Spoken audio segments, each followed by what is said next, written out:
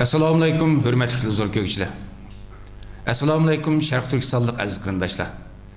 Dünya Uygur Kurultayı tarafından Amerika'nın paytaxtı Washington'da tasdiqlangan Şarkı Türkistan Uygur televiziyasının bugünkü Cuma söhbeti programımıza hoş geldinizler. Hürmetli zor kökçüler. Bugünkü Cuma söhbeti programımızda Dünya Uygur Kurultayı Dini İşlah Komitesi'nin reisi, Germaniyadaki Uygur cemaatinin imamı Turguncan Alauddin Hacim'nin Şarkı Türkistan halkının birlik ittifaqlığının əhamiyeti haqqında bergen xutbasını anlaysızlar. Turguncan Alauddin Hacim özü Mısır'nınki dünyaga meşhur Al-Azhar Üniversitesi'ni okup bitirgen, şundaqla özü vatan içinde yetişken bizninki chet ellardagi en münevver dini zatlarımızdan biri. Qani quloq silib anglaysizlar. أعوذ بالله من الشيطان الرجيم بسم الله الرحمن الرحيم الحمد لله رب العالمين والعاقبة للمتقين ولا عدوان إلا على الظالمين والصلاة والسلام على رسوله محمد وعلى آله وأصحابه أجمعين أما بعد Aziz ve muhterem Şarkı Türkistanlık karındaşlar. Biz bugünkü sohbetimizde Müslümanlar arasındaki ittifaklık, inaklık, birlik, beraberlik'nin qanchalik muhimligi hakkında sözlep etmekçimiz.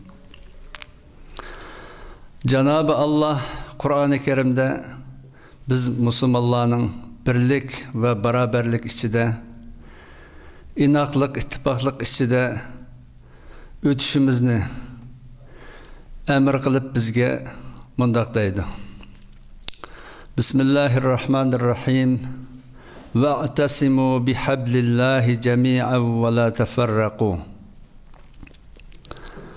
Allah Teala'nın dinine müstehkem islanglar ve bölünüp ketmanglar. Tefriqe ayrılıp, tefriqçilik kılıp parça bulup ketmanglar. Demek Müslümanlar elbette Allah Teala'nın bu emrige boysunup Allah'ın digini boyunca birlik ve beraberlik içinde iş ep beriş gerek. Şunda kılganda elbette başkalar üstüden, düşmanı üstüden galba kılalaydı ve neticeye erişelaydı ve dünya ve ahiretlik bəxit, saadetke erişelaydı. Eğer onun aksisi boldiken hazırki zamanga okşaş Müslümanlar her cihetten xanı veyran biçara halet küçüp kalıdı. Bunun sebebi biz Müslümanların Allah Teala'nın emrige itaat kılmağanlığımızdan ve Peygamberimizin ahlakıdan öğrenmegenlikimizden buluvatıdı. Elbette biz Müslüman deydikenimiz özümüzne ve bulup mu biz Uygur halkı özümüzne Müslüman halk deydikenimiz elbette Allah Teala'nın emrige boysunuşumuz ve Peygamberimizin körsetken ahlak faziletine erişimiz gerek. Şundaq bolganda biz elbette dünya ahiretlik bəxt saadetke erişimiz. Birlik ve beraberlik'nin yolları qaysı şekilde boludu? Elbette birlik beraberlik'nin yolu Allah Teala yeni bir ayet-i kerimede göstergendek Bismillahirrahmanirrahim.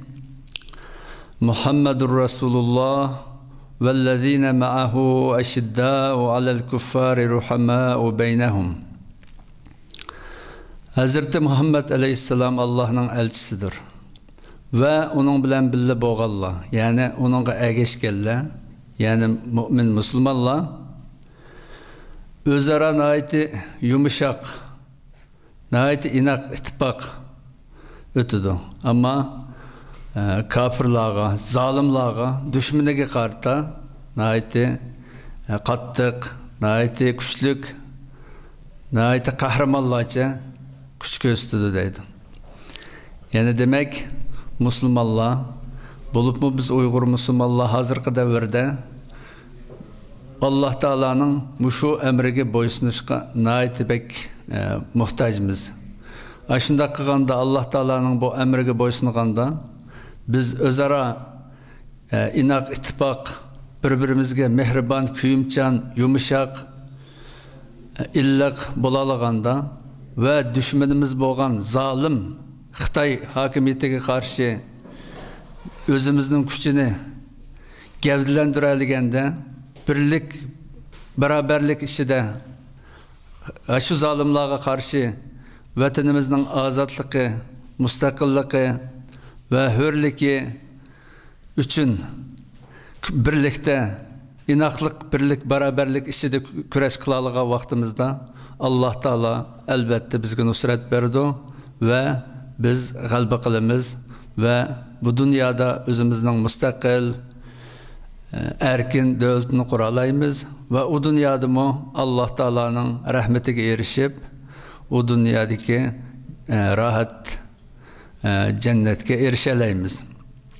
Şunun için Allah Teala'nın emrige boysunuş, Peygamber Aleyhisselam'ın kösetken bizge köstüpegen ahlak faziletlerine erişiş ve dinimizin asaslarını çın tutuş, özümüzün Müslüman bir halk ekenligimizni tunup yetiş ve Müslüman bolganken elbette dinimizin, İslam dininin edep, ahlak ve kaide yosunları bilen yaşayışımız elbette biz için nayeti bek muhim.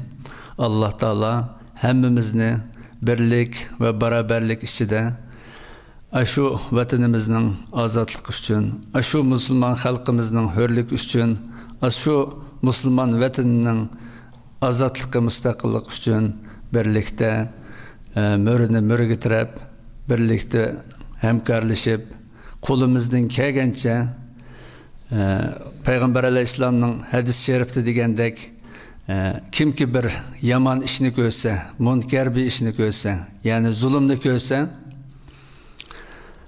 şununla kolu bilen karşı çıksın.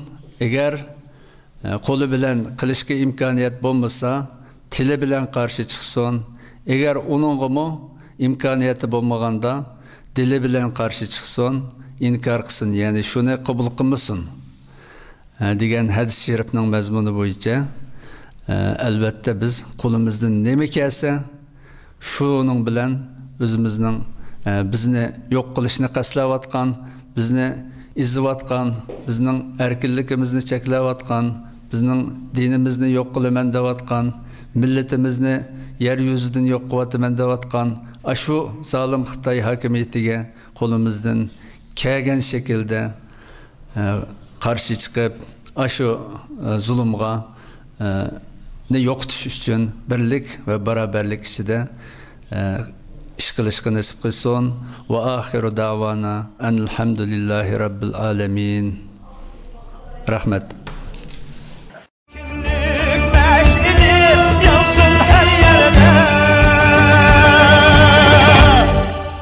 Yansın her yerde